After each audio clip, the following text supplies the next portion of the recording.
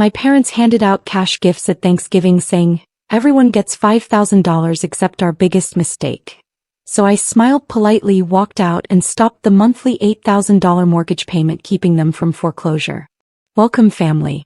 If this story touches your heart, show some love by subscribing and letting us know where you're watching from. Now let's go on with the story. The smell of roasted turkey filled my parents' dining room, but something felt wrong. My mother kept glancing at the mantel where 5 golden envelopes sat propped against family photos. Photos that suddenly seemed carefully arranged. My 3 siblings front and center, me always slightly cropped at the edges. "Before we eat," Dad announced, his voice carrying that particular tone he used for proclamations, "your mother and I have something special." My sister Vanessa smirked. She'd been doing that all afternoon, whispering with my brothers Calvin and Devin. I'd driven 4 hours to be here, leaving my own Thanksgiving preparations behind. For the past 18 months, I'd been sending my parents $8,000 monthly. Money that kept their dream home from foreclosure after Dad's business collapsed. Nobody knew about those payments. I kept it private because I loved them. Mom handed out envelopes. "We've been blessed this year," she said, not meeting my eyes. "We want to share our gratitude." Vanessa opened hers first. $5,000. "Mom, Dad, this is incredible." Calvin and Devin echoed her excitement. Then Mom picked up the last envelope. The thin one. "And for you, sweetheart," she said, her smile tight. "We've always believed in teaching lessons." Inside was a $50 gift card to a restaurant chain. The room went silent. Then Dad cleared his throat. "We figured you'd understand. After all, you were always our biggest mistake, the one who cost us the most when we weren't ready." My hands didn't shake. "Not yet. We were just starting out when I got pregnant with you," Mom continued, settling into her chair like she'd rehearsed this. "Your father had to drop out of his master's program. We lost opportunities. Real opportunities." I watched Vanessa cutting her turkey, not even pretending to be uncomfortable. Calvin scrolled through his phone. Devin actually nodded along with Mom's words. "Meanwhile," Dad added, "your siblings, they were planned. Born when we were ready. Financially stable. Emotionally prepared." Something cold settled in my chest. This wasn't spontaneous cruelty. This was orchestrated. "We've discussed this as a family," Mom said, and those 4 words hit differently. As a family, meaning everyone but me. "We agreed the money should go to those who truly appreciate what we sacrificed." I thought about the inheritance from my grandmother 2 years ago. The one I'd quietly used to pay off their mountain of debt before starting the monthly mortgage payments. They'd never asked where the money came from. Never questioned their sudden financial relief. "You've always been independent," Vanessa finally spoke, her voice dripping with false sweetness. "You don't need help like we do." Independent. The word they used when they forgot my graduation. When they skipped my promotion celebration. When I was hospitalized last year and none of them visited. "Actually," I said, my voice steady, "I do have something to say." Every eye turned to me. Mom's expression already defensive. Dad's jaw set. They expected an outburst. Tears. The emotional breakdown that would prove I was still their biggest mistake. Unstable, difficult, too sensitive. I smiled instead. "Thank you for this meal. And for finally being honest." I stood, folding the gift card carefully into my purse. My movements were deliberate, calm. I'd learned long ago that nothing unsettled my family more than my composure. "You're leaving." Mom's voice pitched higher. "Before dinner?" I've suddenly lost my appetite. I picked up my coat. "But please enjoy your meal. Enjoy everything." Dad's face reddened. "This is exactly why we made this decision. You're always so dramatic. Can't take a simple truth without running away." "Running away," I repeated softly. "Interesting choice of words, Dad." Vanessa stood too. "Oh, come on. They gave you something. Stop being ungrateful." Ungrateful. I tested the word on my tongue. "You know what? You're absolutely right. I should be more grateful."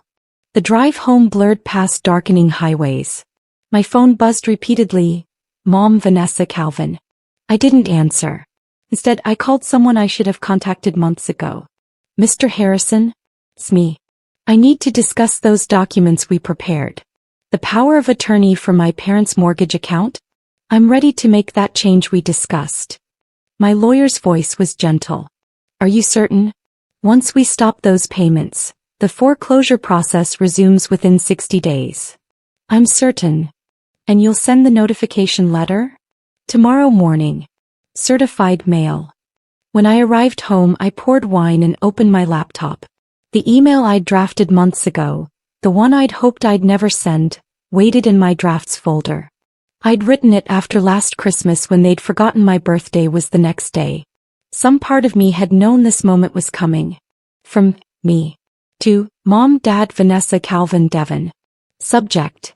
Financial arrangement. Immediate cessation. Dear family. Effective immediately, I am discontinuing the monthly $8,000 payment I have been making toward your mortgage for the past 18 months. The total contribution of $144,000, funded initially by Grandma Ruth's inheritance to me, will be the final financial assistance I provide. I wish you the very best in finding alternative arrangements. Perhaps the recent $15,000 distribution will help bridge the gap. With peace, me. I hit send at 11:47 p.m. Then I turned off my phone and slept better than I had in years. The next morning my phone had 37 missed calls. I let them all go to voicemail while I made coffee, real coffee, the expensive kind I usually rationed. The voicemails told a story. Mom, 6:23 a.m. You're lying. You never sent us that kind of money. This is manipulation. Dad, 6:45 a.m. Call me immediately. We need to discuss your delusion. Vanessa, 7:12 a.m. Mom's having a panic attack. I hope you're happy. Calvin, 7:30 a.m. This is a sick joke, right? Devon, 8:01 a.m. Just talked to the bank. What the fuck did you do? I sipped my coffee and opened my filing cabinet. Inside were 18 months of bank statements, each highlighting the $8,000 transfer. Copies of the cashier's checks. The letter from Grandma Ruth's estate attorney confirming my $200,000 inheritance. The mortgage company's records showing every payment source. I'd kept meticulous records because some part of me, the part that grew up being called the mistake, knew documentation would matter someday. Trust was never my family's strong suit, at least not where I was concerned. My phone rang again. This time I answered. You're a liar, Vanessa hissed before I could speak. Mom checked her records. There's no evidence of. Check account number ending in 4792, I interrupted. The one set up specifically for mortgage payments. The one I established power of attorney over to ensure the payments went through, since Dad's credit was too damaged to manage it himself. Silence. You had access to their accounts? With their written permission, yes. Dad signed the papers himself. I assume he didn't read them carefully. I pulled out the documents, Dad's signature bold across the bottom. Would you like me to send copies? This is illegal. You can't just. Actually, I can. My lawyer confirmed everything before I made the first payment. I wanted to help Vanessa. Quietly. Without making them feel ashamed. She hung up. 10 minutes later, Dad called. I don't remember signing anything. His voice shook, but with rage, not fear. March 15th, 2 years ago. Mr. Harrison's office. You complained about his coffee being too weak and spent 20 minutes on your phone while Mom actually read the documents. I want proof.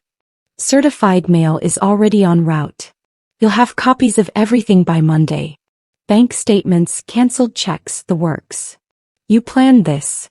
The accusation hung heavy. You've been waiting to hurt us. Something in my chest twisted. No, Dad. I planned to help you. I only prepared for this conversation because I know my family. They called an emergency family meeting. At Vanessa's house, naturally.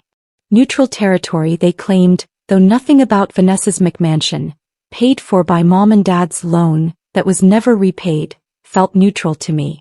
I arrived with my lawyer. You brought a stranger? Mom's face flushed. This is family business. Mr. Harrison has been handling family business for 18 months, I said, setting my briefcase on Vanessa's granite countertop. I thought continuity was important. The lawyer nodded to everyone, professional and calm. He'd dealt with worse, he told me. Family money disputes brought out the absolute worst in people. Calvin paced by the window. This is insane. You can't just stop paying their mortgage because your feelings got hurt. My feelings got hurt? I repeated slowly. Is that what we're calling it? You're 42 years old, Devon added. Stop acting like a child who didn't get her way. 42. Old enough to remember every forgotten birthday, every missed recital, every time I'd been uninvited from family events because I'd complicate the dynamics. Old enough to have kept helping anyway, hoping something would change. Let's review the facts. Mr. Harrison opened his folder. My client inherited $200,000 from her maternal grandmother. She used $56,000 to pay off your credit card debt, your car loan, and Devon's student loans that you'd co-signed. Devon's face went white. She then established a monthly payment plan for your mortgage to prevent foreclosure. $8,000 per month. Not a loan, gifts. No repayment expected or demanded. Until now, Dad interjected. Until we didn't worship her enough. That's not why we're here. Mr. Harrison pulled out another document. We're here because Mrs. Ruth Henderson left specific instructions with her will. I'd forgotten about that letter. Grandma Ruth died suddenly, a heart attack in her garden while planting roses. But she'd updated her will just weeks before, almost like she knew. Mr. Harrison read, To my dearest granddaughter, I leave this inheritance because I've watched your family take advantage of your kind heart for 40 years. Your mother, my daughter, learned cruelty from her father and I failed to protect you from it. This money comes with one instruction. Use it wisely and never let them make you feel small. You were never a mistake. You were the greatest surprise of my life. Mom stood abruptly. My mother was senile at the end. She was 68 and in perfect mental health, I said quietly. She was also the only one who remembered my birthday. Every single year. Vanessa laughed, sharp and mean. So you've been playing the martyr for 18 months? Poor you, helping family with money you didn't earn. I earned every dollar of Grandma's respect, I shot back. Which is more than you can say. Respect. Calvin stepped forward. Is that what this is about? You want us to bow down and thank you? I wanted you to see me. The words came out rawer than I intended. Just once I wanted to be part of the family, not the obligation you tolerate. Mom's expression flickered. For a second I saw something that might have been guilt. Then it hardened again. You're making yourself the victim, she said. As always. Let me tell you about victims, I said, and my voice didn't shake anymore. Victims don't spend their childhood wondering why their parents flinch when they enter a room. Victims don't overhear their mother tell neighbors that 3 kids would have been perfect. Victims don't find their baby pictures in a box in the garage while their siblings' photos hang in the hallway. The room went silent. You want to know when I realized I was your biggest mistake? I was 7. You were pregnant with Devon and I heard you tell Dad, at least we planned for this one. At least this one won't ruin anything. Mom's hand went to her throat. You were too young to understand. I understood that I wasn't wanted. I understood that every accomplishment meant nothing because it came from the wrong child. I got a full scholarship to college. You didn't come to graduation. I bought my first house. You didn't visit. I got promoted to senior director. You asked if it was affirmative action. That's not fair, Vanessa protested weakly. What's not fair, I continued, is that I kept loving you anyway. Kept hoping. Kept giving. And you know what Thanksgiving dinner taught me? That hope was my biggest mistake. Dad stood, his chair scraping loud against the floor. So you'll let us lose our home? Out of spite. Out of self-preservation, I corrected. You made your choice. You wanted me to know where I stand. Message received. Mr. Harrison cleared his throat. The mortgage company has been notified. You have approximately 60 days to make alternative arrangements before foreclosure proceedings resume. Can't you give us more time? Mom's voice finally broke. We'll apologize. We'll make it right. Make it right, I repeated, tasting the words. How does one make 42 years right, Mom? She reached for my hand. I stepped back. We were young when we had you, she tried again. Unprepared. Maybe we handled it badly. Maybe. The laugh that escaped me was hollow. You called me your biggest mistake. In front of everyone. After I'd been keeping you from homelessness. We didn't know. Dad's voice rose. How were we supposed to know you were helping us? Because you raised a child who helps people even when they don't deserve it. I gathered my things. But you didn't raise me, did you? Grandma Ruth did. Every summer, every school break. She's the one who taught me that love wasn't supposed to hurt. Vanessa moved to block the door. You're really going to do this? Destroy them over one stupid comment. One comment. I stared at her. Vanessa, you've been part of this my entire life. The whispers at family gatherings. The jokes about unexpected blessings. The way you all form a unit and I'm always outside looking in. That's in your head, Calvin muttered. Is it? Then explain Christmas 2019. You all went to Aspen. I saw the photos on social media. When I asked why I wasn't invited, you said it was immediate family only. His face reddened. That was a mistake. Seems to be a family tradition. I turned to Mr. Harrison. We're done here. In the driveway, Devin caught up to me. Of all my siblings, he'd been the kindest, which meant he ignored me instead of actively participating in my exclusion. I didn't know, he said. About the money. About any of it. Would it have changed anything? He was quiet for a long moment. Probably not. But, I'm sorry. For what that's worth. It's worth something, I admitted.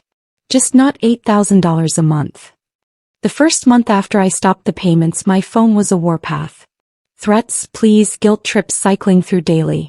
I blocked everyone except Devin, who'd sent one text. I get it. Good luck. By the second month, they hired their own lawyer. He sent a letter claiming undue influence and financial elder abuse. Mr. Harrison laughed when he read it. They gave you power of attorney, he said. You stopped making voluntary gifts. There's no legal ground here. Still, they tried. Vanessa posted on social media about family betrayal without naming names. Friends who didn't know the full story sent concerned messages. I responded to each one with simple truth. I helped them for 18 months. They called me their biggest mistake. I chose myself. The support that followed surprised me. Dozens of people shared their own stories of family toxicity, of being the scapegoat, of finally choosing themselves. My inbox filled with messages from strangers. You're my hero. I wish I had your courage. Thank you for showing me it's okay to let go. But the one that mattered came from my cousin Stephanie, Mom's brother's daughter. We'd been close as kids until my parents slowly cut contact with that side of the family. Your mom told everyone Uncle James's family was too judgmental, she wrote. Now I know what they were judging. I'm so sorry we believed her. I'm sorry we weren't there. Family fractures have deep roots, I learned. Mom had been isolating me systematically for years, and I'd been too close to see the pattern. The foreclosure notice arrived at my parents' house on a Tuesday. Devin called me, his voice hollow. They're listing the house next week. Mom hasn't stopped crying. I visited the house one last time. Not because they asked, they'd stopped calling after their lawyer bills mounted, but because I needed closure. Mom answered the door looking 10 years older. You came. To get some things from the garage. My childhood boxes. The ones she'd hidden away. She let me in without argument. The house already had that empty feeling, that sense of ending. Boxes lined the walls. The golden envelopes from Thanksgiving sat on the mantel, a monument to their choice. I found my boxes behind the Christmas decorations. Inside, report cards, all A's, certificates, the acceptance letter to my dream college. Evidence of a child who'd tried so hard to be worth keeping. I saved those, Mom said from the doorway. In the garage. Behind the decorations. I didn't know where else to put them. You could have put them with everyone else's. I closed the box. You could have put them anywhere that said, Our daughter's life matters. She sat on a box looking defeated. I was 21 when I had you. My whole life changed overnight. Every dream I had, gone. And you looked just like your father's mother, the woman who told him I was trapping him. Truth finally. Not the whole truth maybe, but a piece. So you punished me for existing, I said. For 42 years. I thought I could get past it. When Vanessa was born it was different. I was ready. Happy. And that made it worse because I couldn't help comparing. That's not my fault, Mom. I know. Tears tracked down her face. I know that now. But knowing doesn't change what I did. What we did. We sat in that garage for an hour, surrounded by the physical evidence of lives being dismantled. She told me things I'd never known. About her own mother's coldness, about feeling trapped, about resenting Dad for years before learning to love him. None of that excuses it, she finally said. I chose to hurt you. Every day I chose it. Why tell me now? Because you were right. At Vanessa's house. You said I learned cruelty from my father. She laughed bitterly. Mom, your Grandma Ruth, she tried to teach me different. She loved you so fiercely because she was trying to show me how it should be done. And I resented that too. She left you nothing in her will, I realized. She left everything to me because she knew. She knew I'd failed as a mother. She knew I'd let my pain turn into your pain. Mom wiped her eyes. The money you gave us, I didn't know it was yours. If I had known, would I have been different? I want to say yes. But honestly, I think I would have felt entitled to it. Like you owed me for the life I gave up. The honesty was gutting. Do you love me? I asked. The child's question I'd never dared voice. She met my eyes. I love the idea of you. The daughter I could have had if I'd been ready. But the real you, I don't know. I never let myself know you. It should have hurt more. But the truth after 42 years of pretending felt like relief. I can't save you, I told her. Not from this. I know. 6 months later I stood in Grandma Ruth's garden. Now my garden since I'd bought her house from the estate. The roses she'd planted were blooming red and defiant against the spring soil. My parents moved into a small apartment across town. Dad worked part-time at a hardware store. Mom started therapy according to Devon, who'd maintained careful contact with everyone. Vanessa sent one email. I hope you're happy destroying this family. I deleted it without responding. Calvin sent another. I'm starting to understand. I think I need therapy too. I responded to that one. Good luck on your journey. Devon visited sometimes. We were building something new, not quite siblings but not strangers either. He told me things were hard, that Mom cried a lot, that Dad was angry at himself more than me. Do you regret it? He asked one afternoon, helping me plant new roses. No. I sat back on my heels. I regret spending so long hoping they'd change. But choosing myself? That's the first thing I've never regretted. If you've ever been the family scapegoat, if you've ever loved people who made you feel like a burden, I want you to know. Their failure to love you correctly isn't your failure. You can save yourself. You can walk away. You can choose peace over proximity. I water Grandma Ruth's roses every evening now. Sometimes I talk to her, telling her about my day, thanking her for seeing me when no one else would. The roses grow wild and beautiful, untamed by anyone's expectations. I learned that love isn't supposed to cost you yourself. That family isn't just blood, it's choice and respect and seeing each other clearly. I learned that being called a mistake doesn't make you one. And I learned that the bravest thing I ever did wasn't helping them. It was stopping. It was saying, I am worth more than your cruelty. I'm worth my own love. The roses bloom whether anyone's watching or not. They bloom because that's what they're meant to do. Just like me. If this story resonated with you, I'd love to hear your thoughts in the comments. Have you ever had to choose yourself over family? And if you found value in this story, please consider subscribing. Your support means the world.